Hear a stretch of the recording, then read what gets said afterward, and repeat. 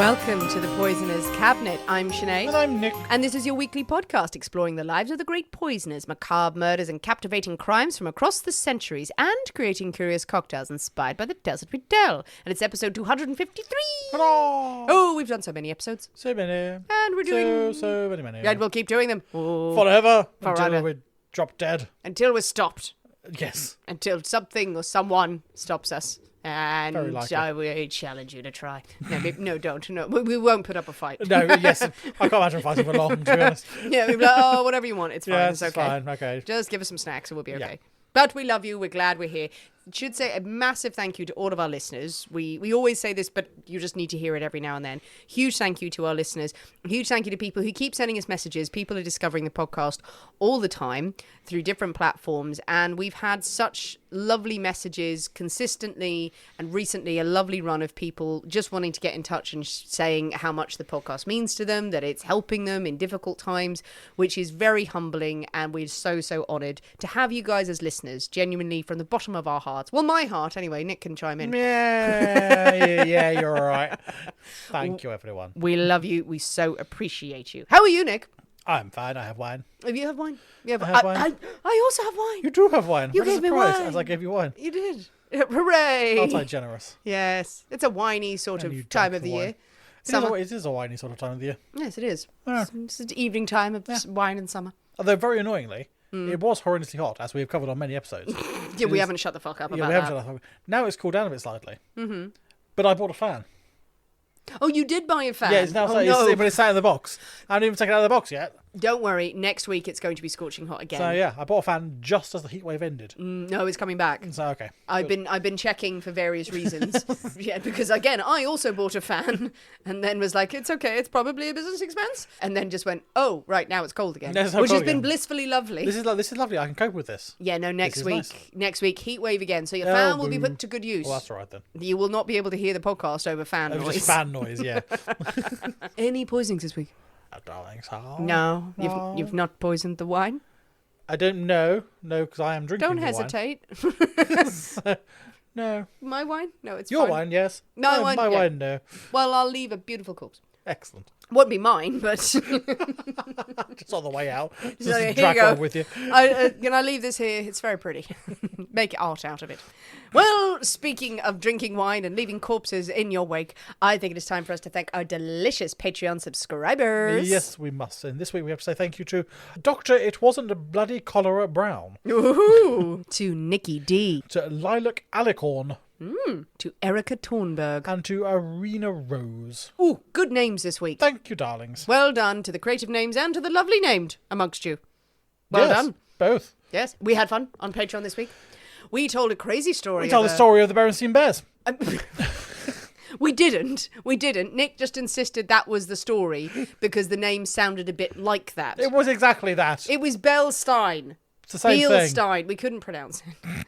But it was a family with a terrible curse. Terrible curse. Terrible curse. It's just a series of very unfortunate events happened to that family. It was a bit mad and just like, oh, okay. And it did have a Final Destination style death in I it. did, yes. Yeah, which is always good. Yeah, you did not like that. I did not like that, no. That was unpleasant. No. We need more Final Destination style deaths, actually. So people, just let us know. We'll do a whole episode about that. To make Nick cry. Yes, because that will make me cry. I mean, will. someone must have been impaled by a log off a truck. Oh yeah, like in the film. Yeah, Right. like in the film, yeah. I just thought you meant just by a log. Someone must have been impaled by a log. He slipped like while making in the a fire. film. Sorry, from the truck. Yes. Everything. The new Final Destination film is very good, by the I way. haven't seen it. It's really good. You will cry the whole time. I probably will. You So will- I'll wait till it comes out on streaminess. Yeah, but you will crawl inside yourself. There's so many cringy moments. I'm like, no. But I do want to go see the new Jurassic Park. Because it's meant to be really, really, really good. Some film critics, sorry, we're just chatting now, guys. Yeah. Some film critics that I respect did say, you know what? Is it world beating? No, it's really good fun. But it's good fun, exactly. It says the first 40 minutes bit slow, but then it goes woohoo. Yeah, so I'm quite looking forward to that. I'll try to go see this weekend. You do like a Jurassic I Park? like a Jurassic Park. I might come with you. Yeah. Okay.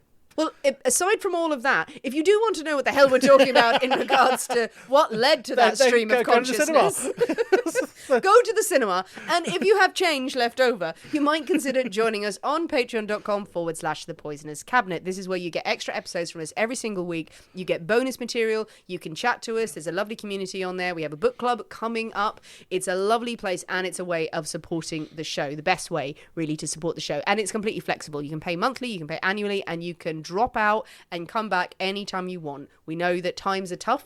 We know that people don't always have the money to spend on these things, and you don't need to owe us any explanation if you need to take a break. We will see you when we see you. We also have a shout out to do this week. Ooh. We have a shout out from the lovely Cara McFadden, who wants to do a shout out to their best friend, Connor. Connor has just received a 2-1 and an integrated master's in chemistry. Well, that's unnecessarily clever. That's unnecessarily clever. Yes. Stop showing off. Connor will be able to change the world. He's worked so hard for it. Cara wants you to know that everyone is so proud of you and that there will be many cocktails to celebrate after your graduation. So, Connor, congratulations. On a very, very difficult Indeed. degree. We've talked about it many times. We have. Chemistry, you're crazy. I'm excellent at chemistry, but yes, well done you. Yeah. Well, talk to Nick if you ever want to have some really good chemistry chat. Absolutely. I hope you go into the field of chemistry. If you want to go into finance, that's fine. We'll forgive you. Send us money. Or just a cheesecake. It's fine. Thank you. I don't even want a cheesecake, really, actually. I love a cheesecake. I know you Send love me a a cheesecake, cheesecake. I love a but I'm cheesecake. like, oh no, I'd rather have like some breads or something. Oh, no, send me a cheesecake. No, cheesecake's hard to send in the post. Deliver me a cheesecake. Deliver you a cheesecake. By Can I hand. have a selection of bread? No. Maybe Connor's just trying to be a humble chemist. He's trying to make his way in the world. I'm just picturing him in the city of Molecular London. cheesecakery. Oh, what if he's a molecular... Yeah, Connor, we're behind you 100%. Whatever you do, we're with you. It sounds like we're joking. We're not. Well, Nick, are you ready? Probably. To drink cocktails and talk about poison? Or we could drink poison and talk about cocktails? I'm going to drink my wine. Oh, yes, let's have a sip of wine while we deliberate, while we ruminate. It's good wine. It's good wine. It's good wine. It's a shame to give it up. Maybe we should branch out into wine this season. Now we've started it and we haven't discussed it. And how does that work? Wine is kind of a cocktail. Right. It's ingredients. What's the secret ingredient? A duck. Oh, yes. I got... Oh, no, cold duck. Oh, I got a duck. It's like looking into the eye This is of a a duck. duck. It's sucking all the juice out of its beak. Actually, you know what? You've sold it already. Everyone's going, yes, clapping. Only those who watch Black Books. Yeah. Which is everyone who listens to it. If you've not watched Black Books, go watch it now. And all of this and us will make sense. I don't know. Maybe it's just sometimes it's a nice Cote de Rhone. Yes. Okay, no. I see you're not on board with Secret this. ingredient, grapes. I think we've done that already. And then we had wine. Well, maybe. All right, well, the back burner. Okay, that's Let's in put the that on the maybe. maybe. Pile. Let's put it on the maybe options That pile. stays in the development room. Should we go with the first one? Yeah. Yep. Yeah. Yeah, okay. Yep. Great. Hooray, hooray, hooray. You sure? It is Nick's story this week, and we can't possibly have a story without a cocktail in hand. As you know, dear listeners, every week we choose a secret ingredient that is inspired by the tale that we tell, and it will flavour our cocktail of the week. Mm-hmm. Nick, this week's secret ingredient is very specific. I was going to say, quite specific this week. Very specific. Very specific. Silver nitrate. Silver nitrate. Yes. I don't know what that is. It's a chemical. Yes, I guess that. Connor, help us. Yes, exactly. Connor, where are you? Where we Connor need you? was sitting there swilling his wine. I know. Used for many clever things. Is it? Yes, It it is. used? It's used in filmmaking. It is used in filmmaking. Celluloid. Yes, it is Yes. used in photography and filmmaking. Ah. All those sorts of things.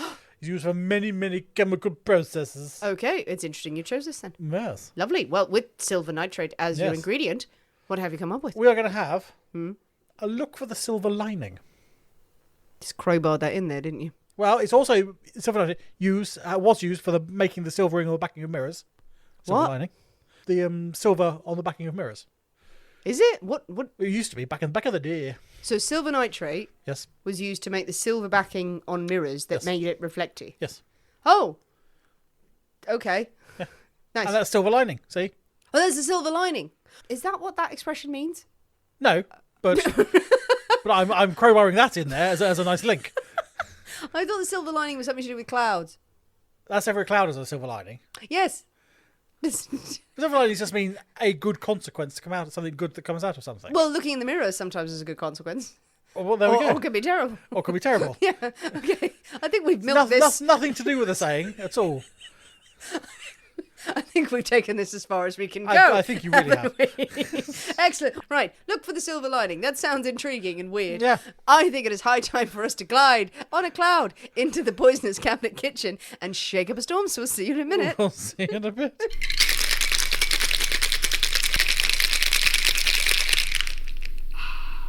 And we're back. Hello. So, Nick, the look for the silver lining. Look for the silver lining. It looks creamy. Creamy. Is it creamy? We'll find out. It's foamy. I heard 2 shakes. 2 shakes of a lamb's tail in there. Shakes. I sensed a dry shake in there, so that's giving me hints of what might be in here. But yes, this is very, very, creamy looking. I mean, is in the colour. It is not. It is. What is it? Opaque. Yes. Yeah. Okay. Hopefully, it's delicious. Well, I guess it's time. Are you smelling it? I was going to smell. I can't smell anything. I smell soap, actually. What? There's no smoke in it. I hope not. Okay, that could account for the foam. All right, I think it's time for us to dive in. Okay. Merry Christmas. Merry Christmas. All right. Okay. Ooh. Yes, Oh, I like that. I think you do. Yeah. What's wrong with you? No, it's nice. It's sharp. Stop being so dramatic. It's. Oh, really? Me dramatic? Stop it. No. You haven't stopped me in 252 episodes. 253 is not going to be the time I go, I'm not going to be drama. There's a limit. No, is there? I've reached my limit. What are you going to do about it? Flip the table? Yes. That would be dramatic. I'm going to walk out in a non-dramatic way. Not just sort of slink out. Yeah. I'm going to the shops. I'm going away now. It's nice. There's a lot. There's stuff. Oh, I think that's lovely. It's very, very sharp. Very citrusy. It's quite sweet, actually. Oh, I could easily knock that back. You've done half of it. Yeah, I have. Yeah. So, That is very drinkable. It is. Yeah. Okay. Yeah. Yeah. Is there egg? There's egg white in this. no, Egg yolk. no. What? There is technically, I suppose. Eggnog. No. Scrambled eggs. Scrambled eggs, yes. What do you mean? What do you There's a mean? whole omelette. Technically, there some sort of cream, some sort of meringue. There, no, there's nothing. That's not a meringue. There's not a. Don't say there's not a meringue, but all the other things. So there's technically something to do with eggs. A chicken? Actually, eggs? No, I'm lying. Nothing to do with eggs at all. Do you know what's in this? No eggs. Cream? Yeah, okay, Custard. that's where I go. Okay, yeah, a variant. Okay, custard. No, Yogurt. no, So not a yogurt, not a No. cream. Milk. no, Buttermilk. no, Butter. no. Am I warm or cold? Cream? Am I warmer with that? You're one with that and go colder. Ice cream. Yes. What? Oh. Oh, fuck me. Right. There's ice cream in it. Vanilla ice cream in Oh it. my god. What? Why is there ice cream in this? What's happening? And all the citrus fruits. Lemon? No. Lime? Yes. Why do I always confuse lemon and lime?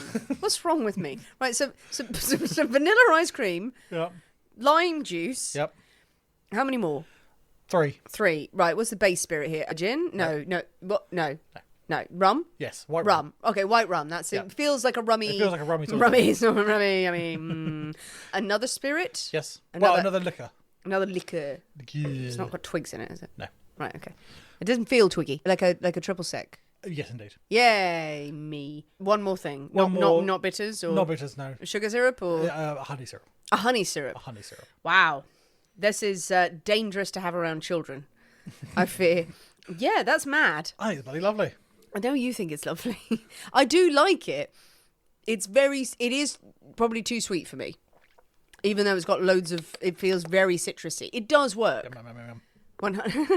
It is a lovely summery drink. Could you make a batch of these? I can't imagine why. Talk us through. Wait, so you put your rum, triple sec, your honey syrup and your lime juice, and you give it a shake just with ice as normal. Delicious. Strain, like you do with a normal dry shake, strain your ice out, so you strain it back into the shaker, and then it's It says like 1 ounce of ice cream. I just did like 2 tiny. scoops of ice cream. Two scoops. Well, Scoops 2 of- like teaspoons, sort of. Scoops. Not like I was going to ask.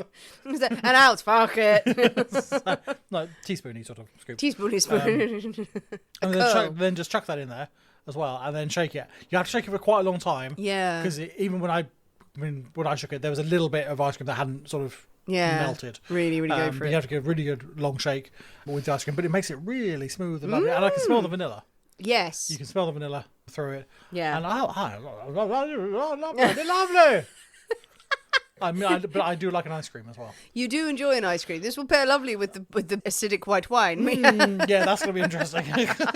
It's not my episode, mate. So yeah, it really does work. Yeah. It really does work. It is quite an assault on the senses, I will say, but in a good way. In a good way. In a good way. It stings the nostrils in a good way, because it's sweet, but it's really that lime that cuts through. I was concerned the lime was going to make the dairy go up. Blah. It would make it curdle. But it Well, didn't. that's what I thought. But very nice. Damn good. Oh yeah, for a summery Yum, yum, yum. drink, Summery this drink. could be a drink for the summer. Absolutely. Good for a dessert. I mean, if you You put could more freeze ice cream that. in it and freeze it. Yeah, And you could freeze it. I don't know if the rum might stop it freezing. Yeah, you could freeze Or just that up. whack a load more ice cream in there. But yeah, if you did a batch of that, people coming over for a barbecue, pool party, Nice. to sit in your wheelie bin. That's what you have to do in the UK because we have no pools and barbecues. Yeah, that would work quite nicely. Damn treat. Ooh, well. Oh, long last, because this season has not started well with cocktails. It's not started well. It's been fine and then bad. It's been Yeah. But I'm pleased with that one. That is quite good. I'm still like that is child's Well, then food. give it a No. I didn't say I wanted to give it up. I was like, stick okay. some jelly in there, would be great. It is very much like that. It's grown-up kids drink, and we're here for I it. love it. Well, with the look for the silver lining, I think we found it firmly in hand. Is it time for a story, Nick? It is certainly time for a story. Oh, let us settle in. It's a very exciting story this week, Woohoo! as they always are. Damn well better be. But this week we have the story of a woman who the FBI director, J. Edgar Hoover, once described as the most vicious, dangerous, and resourceful criminal brain of the last decade. No. So yes, Okay. quite the foe. Quite the Indeed. foe. So this is the tale of the ruthless Ma Barker. Oh, she has been requested. She has indeed. She has been someone requested. did suggest this, so thank Yeah, you very much to I think a couple of them. people have said that. It's a fantastic story that I was, again, always surprised that we haven't covered these before, but brilliant. So so this is the story of Ma Barker and the Barker Carpis gang. The Barker what?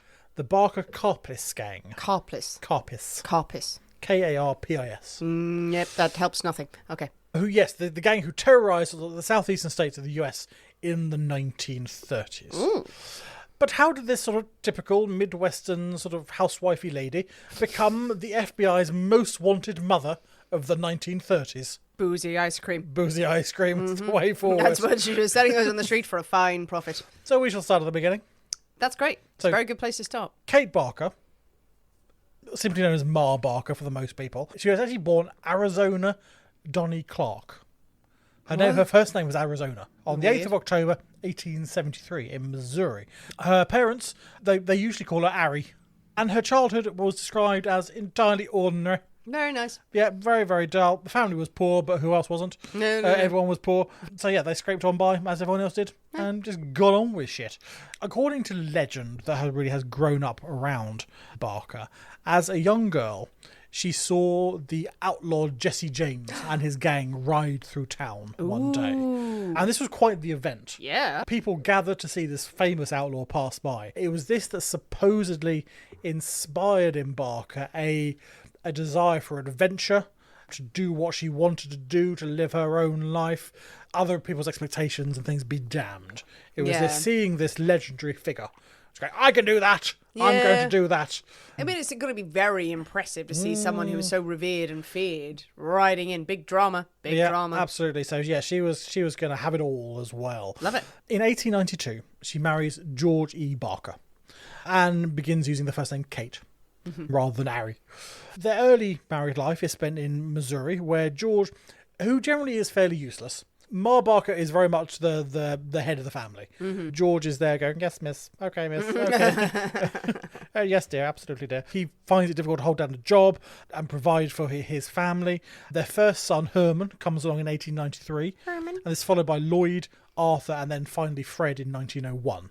So they have 4 boys.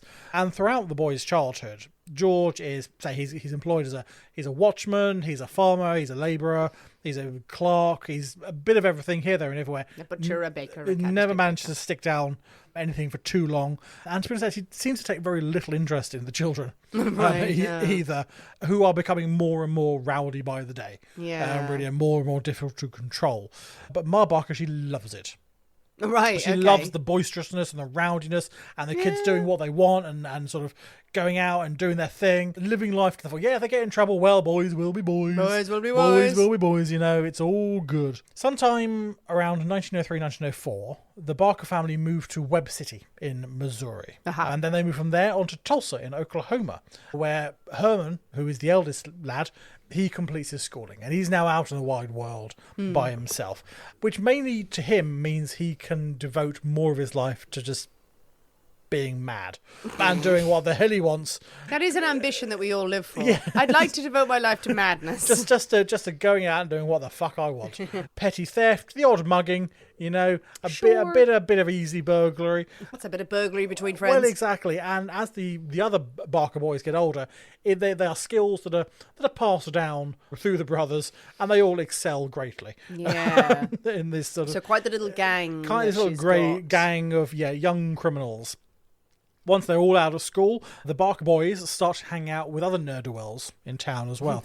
And they become members of the Central Park Gang. Ooh, okay. In Tulsa, who expand their sort of criminal horizons. They branch out into more serious burglary, car theft, attempting to hold up the old bank. They're introduced to firearms, into guns and things. Hey. And again, Ma Barker really has no issue with what her sons are doing. She knows full well what is going on. She doesn't complain about her son's choice of friends or their pretty well-known criminal enterprises. She said, if the good people of this town don't like my boys, then the good people know what to do. Oh, right. Do they? They can fuck the fuck off. Oh, right. Okay. Well, they know what to do. They're like, yes. Yeah. What? Arrest them? No, go fuck yourself. Well, that's rude. I think that was the implication in that. Not alert the authorities. I don't think that's don't leave it open to ambiguity. So, not sure that's what she was going for. Okay. However, in 1927, the oldest Barker, Herman, the oldest lad, attempts to burgle a house in Wichita. Unfortunately for Herman, the police on this occasion are incredibly swift to respond to reports of the break-in, and he finds himself surrounded by cops. Rather than go quietly, Herman tries to shoot his way out of the situation. Oh, no. And in doing so, he manages to hit a police officer in the mouth, killing him instantly. Oh, Herman. The rest of the officers not too happy with one of their brothers in blue being shot, and they close in around Herman. Now, Herman, realising that there is actually no way out, he shoots himself to avoid capture. Wow. The eldest brother is no more. Ma is inconsolable that her eldest son has gone out in such a way, and rather than try and dissuade her other children of their life of crime or whatever, she seems to really just go, fucking go for it. Yeah. Revenge. She goes the complete opposite. Yeah. And the brothers, rather than take this step back, they just go, no, it inspires them to take more and more reckless action. As a result, by the end of the following year, all 3 of them are behind bars. Are locked up behind bars. So Lloyd. So going hard did not particularly pay out well. No. At this point in their career, it was not the best. So Lloyd, he is now serving time in federal prison in Leavenworth. He doesn't leave there till 1938, so he's in there for quite some time. Arthur is in an Oklahoma State Penitentiary, and Fred is in Kansas State Prison. So all the remaining 3 lads are locked up. Now, Ma Baker is distraught that all of her 3 golden boys had been taken away from her. I mean, she does everything she can to try and exonerate her sons. Yeah. She is there campaigning when they're on trial. She's attending the court. She's there campaigning. She tries to get up appeal, but she's got no money, so she can't hire a lawyer or an attorney to do anything. So she's pretty much screwed. All her campaigning really much amounts to very, very little. And it's while her sons are in prison that she has a massive falling out with George, her husband. While she has been campaigning for their son's release, he is there going, no, well, no, they deserve it. He's actually there going, no, they committed these crimes. They should suffer the consequences of what they're doing. He completely sees that his kids have gone off the rails, whereas Ma Barker can see no wrong in her wrong. Children. They've absolutely done no wrong. I mean, on one hand, is like, if he takes that stance as in, yes, they have done wrong. They've done lots of things wrong, but you haven't been a present father. Exactly. And it's not that it's your fault that everything that they do. Yeah. But you're suddenly weighing in now going, okay, it does seem like you want them off your hands. Yeah, I mean, he has done nothing to try and dissuade them differently at all. But now, I mean, he cannot understand his wife's complete devotion, unequivocal devotion to her sons. He also starts accusing her of becoming loose in her moral life. Loose in her moral life? And having outside dates with other men. Outside of the house? Apparently outside of the house. Oh. I mean, inside dates I would have thought would have been worse. But I don't know. You have been out there on the street, in the park. George leaves. Leaving Ma Barker completely on her own. Yeah. She's got no income. Her husband's gone. Her sons are in prison. One of them's dead. Yeah. She's living in absolute poverty in a dirt floor shack. And she does this for about 2 years. Wow. She lives in these pretty squalid conditions until she meets Arthur Dunlop. He of the tyre fame. Now, not quite of the tyre fame, unfortunately. Oh, he God. is another down on his luck, sort of jobless chap. But the pair seem to hit it off, and they're described as husband and wife in the 1930 census. They're described as husband and wife. There's no evidence they actually married. But they were cohabiting. So he is able to bring in a little bit of money, so life gets a tiny bit better for Ma. But in 1931. Fred, who is the youngest son, he is released from prison. He's out now. He's out, and he returns home. And he returns home with a new friend in tow, Alvin Karpis. Karpis. Alvin Karpis, delightfully nicknamed Old Creepy. Ew. Which is not a good nickname to have. Who gives someone that name and who embraces it? It's not ideal. Here's Alan. Lovely. What's his nickname? You're not going to like it, but bear with me. There's a story behind it. I don't know what the story is. But, he was like a creeper, like a vine that climbed up. No, he's just a bit touchy. Old creepy. Dear old Alvin, old creepy. Old creepy. Yeah, so that's not so good. So, I mean, Fred and Alvin, they have been in prison together. They shared a cell, and they had decided that on their release, they were going to join forces. Yes. And they were going to come out of this thing and, get on with their lives of crime. They were going to do something with their lives. Yeah, be somebody. And be somebody. Be somebody indeed. They make short work of getting back to the life of crime, committing robberies quite successfully, actually. They managed to bring in a fair amount of money without getting caught. Then, on the 18th of December, Fred and Alvin, they rob a department store in West Plains, Missouri. They flee the scene with piles of loot, bags and bags and bags of stuff. But their getaway car develops 2 flat tyres. Oh, no. That's not good. which is not ideal. The following day, the robbers, they're at a garage getting their tyres changed. Yeah. And the mechanic at the garage sort of recognises that they're these... And they've got like swag bags in the back of the car. They've got the bandanas over their face, the stripy top. Yeah. So he sort of like gets onto the phone and goes... I've got some people here you want to see, Mr. Sheriff. So Sheriff Roy Kelly rocks up to the garage, tries to arrest these 2 lads. They're not taking too kindly about trying to be arrested, and a brief gunfight ensues at the garage. With the attendant sort of throwing himself over the patrol and going, "This is not a good idea. This is not a good place. There's lots of things that go bang. No, don't. Oh my God, you hate these cans." Yeah. Sheriff Roy ends up being shot and killed. Oh God, he did not. I thought he was going to be a big player in this story. No, I'm Sheriff Roy. Bang. Shit. Yeah, unfortunately, Sheriff Roy does not survive this gunfight.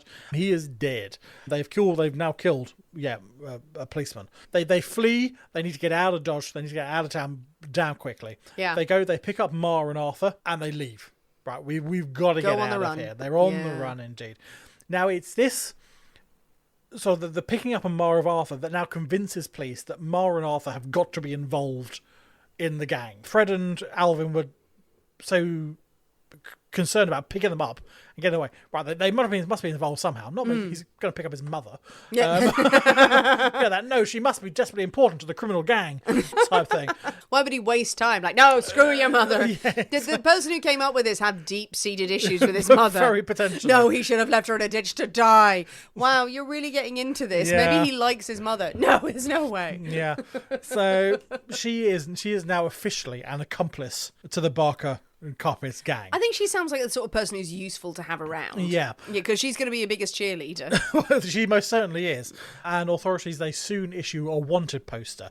And they are now offering $100 for the capture of old lady Ari Barker. Jesus How old is she at this By this point, she's about 40. Old lady. Maybe late 40s. But old lady Ari Barker. Oh, well, wanted, as it dead was or alive. then, as it is now. 40, old lady Ari Barker. She's like, she changed her name and everything. Actually, no, she's not 40. She's probably actually mid-50s by this point. Sorry, looking at my dates. Mid-50s. Oh, she may as well be dead. I mean, she may as well be dead by this point.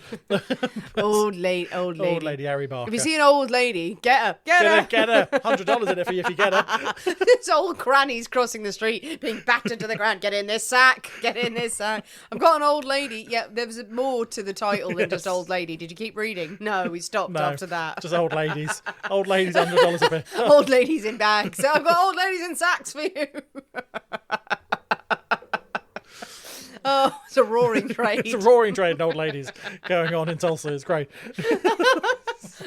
No one is safe. Okay. In September 1932, Arthur is released from prison and he quickly joins forces with Fred and Alvin. How does he find them? Well, then they're writing. They're managing to keep touch with people and through sort of contacts and things. He finds out where they're now hiding. Well done for them not being detected. So they managed to track him down. Maybe in code. So they managed to track him down. The violence seems to escalate. Now we don't know if it's because it is Arthur's doing or just because the gang was getting bigger.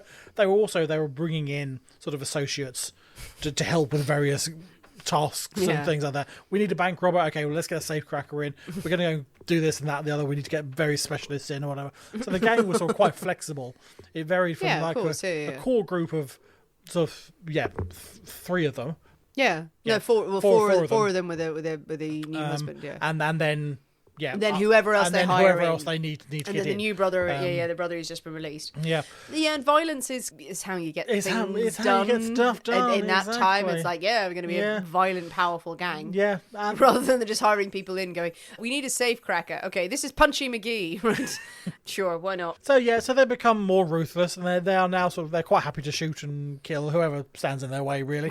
Right. And also the 30s was, of course, peak gangster time. Yes. So you've got Bonnie and Clyde buggering around the place. You've got Al Capone in Chicago. And you've got all these people having a grand old time all over the place. Yeah. You've got the newspapers going, yay, gangsters. Gangsters. Half the time they're sort of folk heroes. The rest of the time they're public enemy number one. So the public are like, yay, gangsters. Fun to read about. Sexy gangsters. It's a way of making money as well. Yeah. It's kind of like you slip off to Chicago for a few people you can actually, not condoning it. But at that time, if you think you got muscle, you've got game and everything, go to Chicago, you work for some of the syndicates, And now in some of the papers, you've got Ma Barker, who is the head of this gang. I love this. So you've got you've got sort of this sort of gun-toting devoted mother who is now leader of this gang in some papers and things, completely taking it off the rails. But she's there, front and center, head of the gang, shooting everyone in sight. Well, I'm when you're saying all of this, I know that she was in the Batman comics. Also, you know who I thought? She is the mother in the Goonies. She's based on that. Paid, but I can't remember the name of the actress. Great actress. That gang mother in the Goonies. But with the beret and the revolver. Exactly, but she was immortalised in all the Batman comics because she was a gang. She was a boss. Yeah. She's a boss in there, and she's a head sort of cracking her son's Yeah. heads together and things and all this Well, sort of yeah, stuff. exactly. Yeah. Oh, yeah, getting down skulls and everything. But yeah, having her boys going out. So I'm picturing that. But really, it just seems like she was there. Yeah, I think... Yeah. Very advocating, cheerleading. Very, very much going, yay, go boys. Yeah, you go, boys. If we have to shoot stuff, it's fine. But the boys were very much like, no, everyone was a joint effort. It was, yes, let's say it was a joint effort indeed. So they do move to Chicago. So they're doing the rounds. They move to Chicago. As I say, the Chicago is currently under the thumb of Capone. Muscling in. Capone tolerate no rivals, really. No. And the gang, they're certainly not really in the business of going to anyone for permission to operating. Because that's the or rule anything in like that. Chicago. So, yeah, so they go in and swiftly, you they work swiftly for them. leave. Yeah. They weren't interested in working for Capone. So they get out of Chicago. Foolish, maybe? Foolish? I don't know. They wanted to do their own thing. They didn't want anyone overlooking their shoulders. They didn't want anyone taking a cut Yeah, that's the thing. of what they're doing. Organised crime. But from Chicago, they moved to St. Paul in Minnesota. Now, St. Paul has a reputation of a bit of a safe haven for criminals. The chief of police there, a chap called Thomas Brown, is more than happy to accept big piles of cash to look the other way. I like that. I like that for him. Yeah, and he is so for several years until other coppers cotton on, Yeah. and eventually he's demoted various levels before he's bags. like, no, just go away. Well, that's not. It's nice to know that But, for Minnesota. In St. Paul's St. and Paul. anything. So yeah, in St. Paul, yeah, he is currently like, what crime? Who killed who? I don't know. I don't know. I was looking over here. I was looking over here in my huge fur coat. So they go to St. Paul. I mean, and not only does the chief of police sort of look the other way, to his sort of like favoured gangs and favoured criminals, he will actually give them hints and tips. What? And go, oh, the bank is going to be especially full on this day. Oh, for God's Or sake. this shipment is coming in from this bank and they've only got 3 guards type thing. So he's giving away these. I'm sure he's getting a massive cut. Yes, He's selling these tips. But if it comes from the top, if he's the top of the police, people go, well, no, he can't possibly be selling secrets. Going, fuck it, why not? Why not? Why not? I've got all the information. No one's going to doubt me. Everyone Exactly. looking around going, what have you got for lunch? I've got bologna. What have you got? Pâté de foie gras. I've got diamonds. I've got diamonds. He's doing very, very well, Very well for for a a- Minnesota head of police. Yeah, and it does. So, I mean, in December 32, the gang robbed the third Northwestern National Bank. Oh, not that one. Yes, Not the that third. one. The heist ends in a violent shootout with the police. They seem to love a violent shootout. Yeah. 2 officers and 1 civilian are killed. But the gang escape, and it only helps grow their reputation of yeah, being ruthless. ruthless. Yeah, they're cop killing killers. cops. They're killing random civilians passing by. They don't care who they injure on their way. They just want to get on with it. Now, with this gang sort of increasing publicity and the general fascination with gangsters in the media, it becomes more and more difficult for them to hide. Really, because people are on the lookout for them. This is not helped by Arthur Dunlop, so Mar's common-law husband, who's been trailing around with the gang. Oh, God. No. And he is said to be rather loose-lipped. Oh, Christ. Especially after a drink or two. And he seems to be quite happy to regale a crowd with a tale of the gang's goings on and things. As long as the drink keeps on flowing, he will tell you what the hell you want to know. Is Ma and her sons like really carefully scheming, going, we hit the bank at this time, and then if there's 2 things and don't use it, and he's at the back going, yay, I think this is great. I'm Pretty going to much. the pub. I'm Can going you to the fuck pub off? now, yes. Yay. I love this. I was involved. Yep, sure you were. Yeah, on one of these occasions, one of these people listening to Arthur, who was actually drunkenly detailing the gang's next caper, this member of the public alerts the authorities. Oh, Christ. The Barker Capri gang are going to knock over this bank or whatever, and it is only through a warning through Chief Brown, that the gang change their plans and they avoid capture. No. So obviously the chief gets wind of this. Yeah, we're going to have a big sting operation. Excuse me. Excuse me, I've got to go and send a telegram. Yeah. And they're like, oh, great. When he comes back, we're really going to hit it. Yeah. Arthur does not fare so well. It quickly comes back that this is due to Arthur's, his Loose inability lips. to keep a secret. Sling. Yeah, his body is found dumped in the woods in Wisconsin, a bullet wound to the head. I mean, Yeah. Arthur loose lip sync ships. Well, exactly, yeah. Arthur had enough of Wasn't Arthur. terribly endeared to them. I mean, he'd been travelling for a while. He travelled with them for a good couple of years or so, and was supposedly Maybe it was difficult for them maybe it was difficult to pull the trigger. but they knew he had to go. He had He had couldn't to be go. trusted. Could not be trusted. Too chatty. And was already causing them problems. So it's under the guidance of Chief Brown that the gang, they decide to branch out from robbery and breaking into banks, and they decide to go into kidnapping. Kidnapping. Yeah, I think it's time for a break. I think that's time for a drink. Nick, we have our drinks. We do. So, kidnapping, eh? Yeah. This doesn't sound like a good idea, but go ahead. Well, they thought it was a grand idea. I'm sure they In did. the summer of 1933, the gang kidnapped William Ham Jr., Not Ham. the president of the Theodore Ham Brewing Company. Not a brewer. A brewer. No, he has the beer He secrets. has the beers. He'd been working late in his office one evening, and just as he left, he was grabbed by 4 hooded figures who bundle him into the back of a car. He is forced to sign 4 ransom notes, and then he is locked away in a hideout. Ends up being in Berensville in Illinois. Ransom notes are sent out, one to his office, one goes to his family. They go to various people, and the family are quite willing to pay. Okay. They want to get their dear old William. He has the secrets of the perfect He beer. has the secrets of the beer. They need to get William back.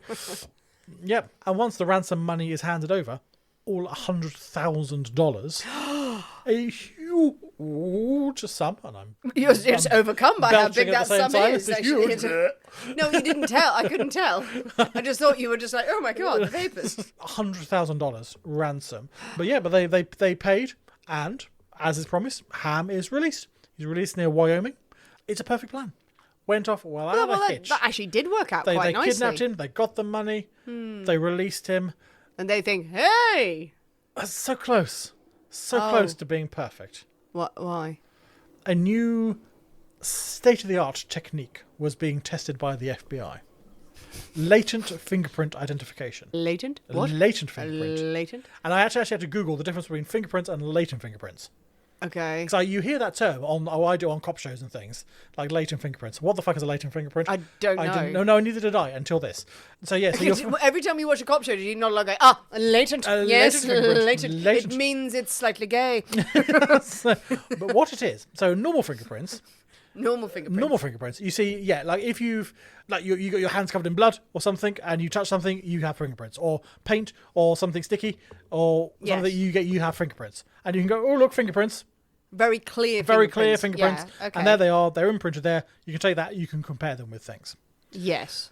What they discovered is that you sweat as a person. One sweats Yes. and releases oils and things through your skin or what have you. Yeah. And every time you touch something, you are leaving invisible fingerprints. Yes, yeah. In these oils, and these are latent fingerprints. Oh, that's what a things latent- they are invisible to the naked eye, Yeah. and you have to use certain techniques I to just be thought able that to was fingerprints. recover them. No, fingerprints are So the you're things. dusting for prints. Exactly. So you dust it, and then that's the latent prints you get. But dusting when it's like left in blood or something. That's just a fingerprints, fingerprint. That's fingerprint. Yeah, because famously you don't do that. I think people have learned. Yeah. Yeah, blood. Let me just touch this for a But bit. but this sort of like detecting fingerprints that have been left that you can't see Oh, I like it. is a relatively new sort of science, and finding ways to capture those Yeah. fingerprints, is relatively new, and they're trying out various different techniques and things. Oh, is this right? And one of these techniques involves it? silver nitrate. Oh my god. Has it really? So there we You go. could have just used fingerprints, mate. I didn't want to. Well, we had a nice cocktail. We had a nice cocktail out of it. And it's actually quite difficult to find cocktails relating to fingers. Is it though? Yes, 5 fingers. because I looked. Oh, did you? Oh, did you? Oh, right, okay, fair. Right, fair. I didn't know you'd done research. Okay, fine. The silver nitrate. Oh no. So a silver nitrate solution, so Yes. silver nitrate dissolved, is brushed over the ransom notes that have been sent in to his offices and his family and things. Oh, I like it. The chemical, so the silver nitrate, reacts with the salt in the sweat your sweat. So the sodium chloride, the salt in your sweat, and it forms silver chloride, Okay. which is like a white crystalline yeah. powder. So your fingerprints turn into visible white crystalline prints, which you can see and you can recover and you can compare to what you've got on file. Very nice. and things. So using this silver nitrate, they are able to get fingerprints off these ransom notes and compare them to all the fingerprints they have on file, and it's the Barker Carpers gang. It's pretty much all of them have handled these notes. At some point, they're covered in latent fingerprints, and they're able to identify exactly which gang has handled these notes and is responsible for this kidnapping. Oh, good Lord. Oh, that's clever. I like that. This is one of the first times that latent fingerprints have been used to identify a culprit. But this is good knowledge, because normally we'd be but that's just fingerprints, because of what we're so used to these days of you dust for fingerprints, you have to use UV lights and stuff like that. We just take that as fingerprints, but that's latent fingerprints. So this rather than just blood smears everywhere. So which people do clean up. Absolutely top of the line science. So the authorities know exactly who is responsible for Ham's kidnapping. But before they can react, another successful businessman, Edward George Bremer Jr., also goes missing. Oh no. And is kidnapped. And a few days later, his family and his business receive a ransom note, this time $200,000. $200,000. Ludicrous amounts of money. So the Barker family are just there going, hey, that worked. Let's double the thing. But absolutely. Not knowing that the police are going, well, we know who did this. They have no idea that they've been identified. They're just putting prints everywhere. They're just going, this is fucking brilliant. Does anyone else want to handle this note for a bit? Yeah. Just lick it. It's fine. But they're thinking this is absolutely the best criminal ploy in the history of the world. Bremer is held for about 3 weeks before his ransom is paid, and they do pay. They pay $200,000 to get him back. And again, police find latent fingerprints linking the gang to the kidnapping. Wow. The gang are now flush with cash. They've got huge reserves, and they decide to split up. So on this case, on these kidnappings, others have been brought in to help out. I mean, they needed guarding 24 hours a day. So it's more than the gang could do. So they brought in outside help. And all these people were soon sort of crisscrossing the country, trying to avoid being trailed, trying to avoid getting cops on there, coming after them. Some made it over to Cuba, went over there. Some actually underwent some really dodgy backstreet plastic surgery to change their appearance, to remove their fingerprints. Completely cut their fingerprints off, to try and avoid detection. Ma Barker, Fred, and one of the associates, Harry Campbell, they went to Florida, and they went to Miami. And they're using fake names. They asked a hotel manager if he knew of anywhere quiet, anywhere out of town, that his family could rent for a few months. They were going to be in town for a while. They didn't want a hotel room. They want somewhere for a while. And the manager goes, yes, my friend has got a cottage near Lake Weir. Oh, it's absolutely lovely down there, beautiful. Lovely fishing. Absolutely. Lovely gators. And the chap they go, fantastic. It sounds delightful. So they take on this cottage down by Lake Weir, and the three move there in around November time. The following month, Arthur, who is now hiding out in Chicago with a few others of the gang, one particular chap, Russell Gibson, they are hiding out in a house there. In January, authorities raid the house. They get a tip-off that something dodgy is going on there. Russell Gibson tries to shoot his way out. Oh, Christ. It does not go well for him. No. But he is killed in the process. Arthur is slightly more sensible and is taken in unharmed. He is arrested, and when the police search the house, apart from a huge amount of guns and ammunition, they find a map of Florida. Oh, God. Lake Weir circled on the map. No. Just right here. Yeah, just with a big arrow pointing through it. Lovely. Yeah, so the FBI think we should probably go and have a look at Lake Weir, see what's going on. They identify a cottage that's been rented out very recently. And, they realise that, it's Ma Barker and Fred. They are staying there. The 16th of January, special agents surround this small cottage. At around 5:30 in the morning, the agent in charge approaches and demands that the occupants give themselves up. Silence.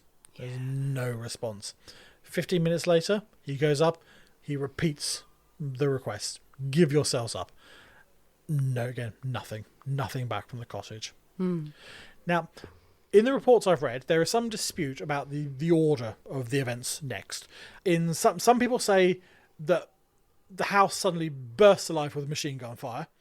Other people say, no, the authorities lob tear grenades into the house first, which is then responded by machine gun fire. Yeah, there's always, if there's a siege, there's always going to be like, oh no, yeah, the police in their police report definitely did not throw the first stone.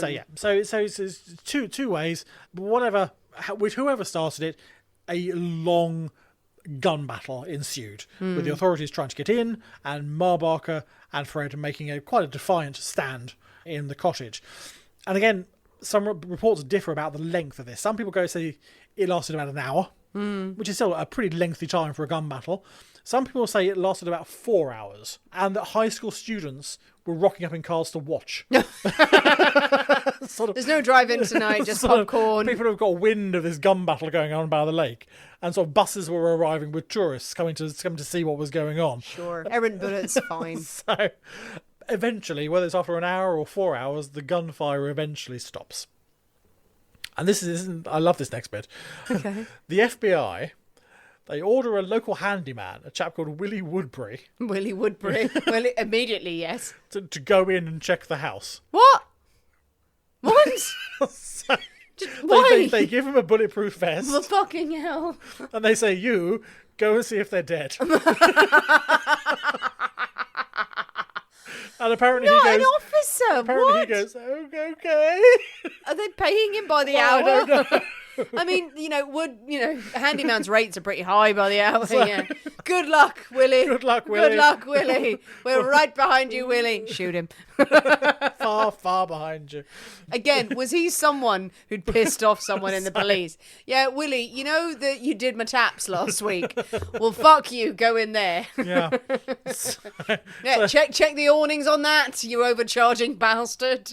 So they send Willie into the house to check it out, and eventually he comes back out again and says, yes, they're both dead. It's empty, apart from Fred and Ma.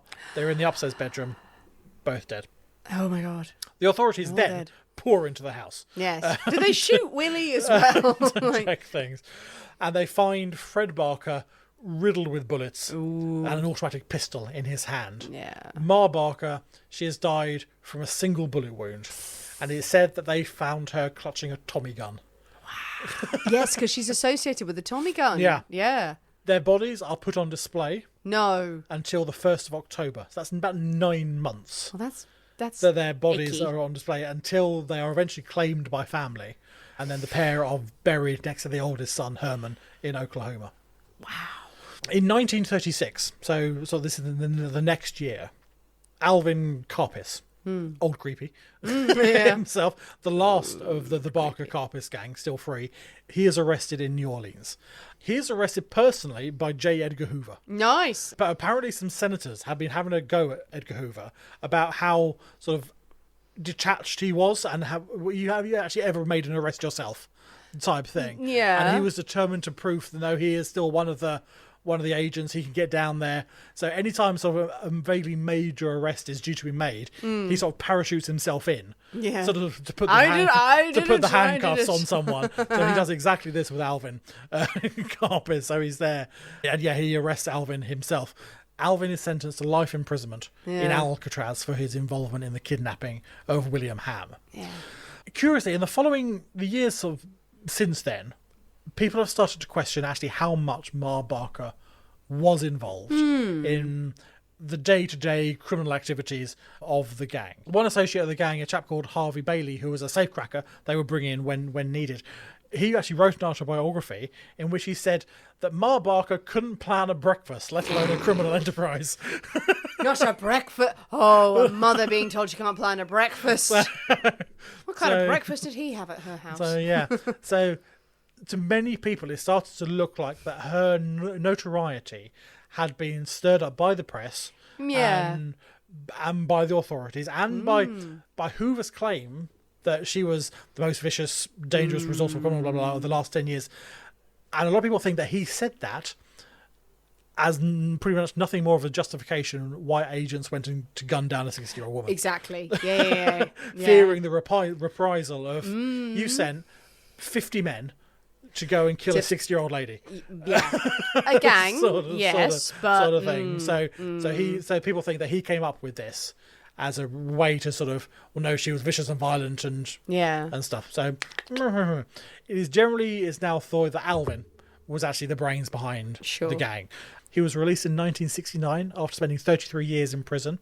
26 of them at Alcatraz, which actually makes him the longest serving prisoner of Alcatraz. Oh, good for him. Yeah, he was the longest serving prisoner ever there. On his release, he wrote his biography, his autobiography, and he wrote, "The most ridiculous story in the annals of crime is that Ma Barker was the mastermind behind the Carpus Barker gang. She wasn't a leader of criminals or even a criminal herself. There is not one police photograph of her or set of fingerprints taken while she was alive. She knew we were criminals, but her participation in our careers was limited to one function. When we travelled together, we moved as a mother and her sons. What could look more innocent?" Yeah. There we go. And one more interesting side note about Alvin Carpus that I found was after he left Alcatraz when it closed and he was moved to McNeil Island prison in Washington State. He mingled with other prisoners there and he taught a young Charles Manson to play the guitar. Oh, Christ. Oh. Oh, no. So no, yeah, no. so I thought that, okay, that's something to add in your autobiography.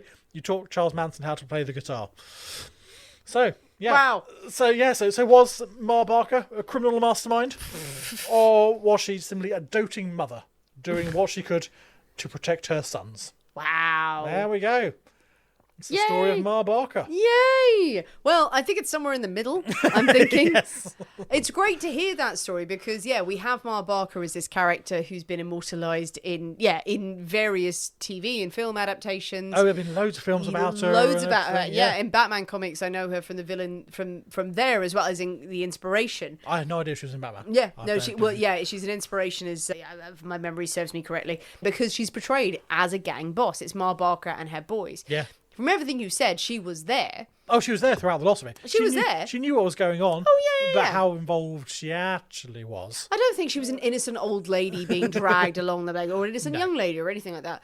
I think she was probably involved. I think she was happy to support her sons. I think she was part of the gang. Was she the mastermind behind Was she it? there planning things? I don't think so.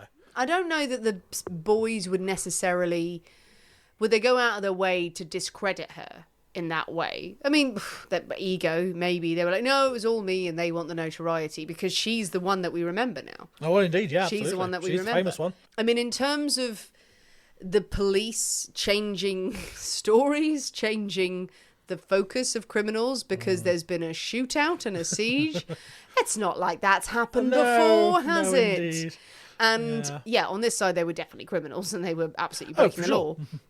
But the police's tactics on certain things over the years, not so great, not so great. So things can be changed into like, oh yeah, she was a criminal mastermind, and maybe if at the end she was there defending her sons and a 6-year-old woman is killed, Tommy gun in hand. Maybe she didn't have a Tommy gun. Maybe she didn't. Well, indeed, If she gets killed, they're going to be like, oh no, they all stockpile guns and they all did different things. No, it's an interesting story. I like it. And also, J. Edgar Hoover cropping But up. he was just a bit of a fucker anyway. I mean, I think we're due an episode. I think we might have to do an we episode on have him. to do Yeah, one this on is J. very Edgar true. Hoover because there's so many references when I Yeah. was growing up. There's so many comedy references to what a fucking lunatic he was. I think it might be worth it, and a fun one on That's him. good. I think it's a good shout. Sorry, I'm looking on Wikipedia. You know they have like the in cultural references and things. Yeah. So yeah, she said 1985, The Goonies. Ma Fratelli is loosely based on Ma Barker. There you go. There you go. So, and it's Ma Parker in Batman. Ma Parker, that's it. And there's Ma Beagle in the DuckTales, apparently. DuckTales. DuckTales are good. So yeah. That is the pinnacle. So she's all over the place. Immortalised in DuckTales. Well, what do you think, people? What do you think of the story of Ma Barker? Do you think she was a criminal mastermind? Do you think she led her gang of boys and whoever else was with them? Or do you think she was simply there supporting them and went along for the ride? Do you think her reputation has been overblown by the authorities, but she's the one that we remember through the centuries? Or do you think, no, she was absolutely in for it and she was just pulling all the strings behind the scenes? Tell us what you think. Jump on the comments of this episode. Share your thoughts, your feelings, your musings. But most importantly, you should mix up a look for the silver Look for the silver lining. lining. That was a damn treat. It was a very Charles drink grown up. Bloody loved it. You loved it. I absolutely loved it. I thought Absolutely it was great. loved it. Yeah, so the recipe will be out on Friday. I've put 2 in a Look row. at you. 2 in a Look at row. you. Look at that. Well, look at I've still you. got shitloads to fill in from the gap. But you're doing it but, now. Yeah, they're exactly. I'm back on track. So yeah, it will be out on Friday. So you can mix up on yourself. Damn good. perfect drink for summer, perfect drink for parties and friends. You will impress people with that drink, even if they need to have a bit of a sweet tooth, but it's not clawingly sweet. It's a clever drink. Mix one up. Do, as ever, keep sending us suggestions of stories that we can cover in the future. You can send them on email at thepoisonouscabinet@gmail.com. You can send them to us on Patreon if you want, or on Instagram. Those are the 3 channels that we're going to check the most and we're going to see most frequently. And do send us pictures of whatever drinks you're enjoying. Do like to see. Wherever you are. How you cope with the heat, because we've got more heat waves coming and we've been quite enjoying everyone weighing in about how they're coping with the heat. There's a seagull outside who is screaming right now. Because it's hot. It's not that hot. I don't know what the seagull's doing. This is what happens out here when you're near the coast. Big British seagulls, people. And please do leave us a review on Apple iTunes if you haven't already. Anywhere you listen to our podcast, follow us on all the social media channels and on YouTube. It really, really helps our show. Thanks for listening. We have been the people inside the Poisoner's Cabinet. We will see you next week. And remember, your loved ones and seagulls are trying to kill you. Bye.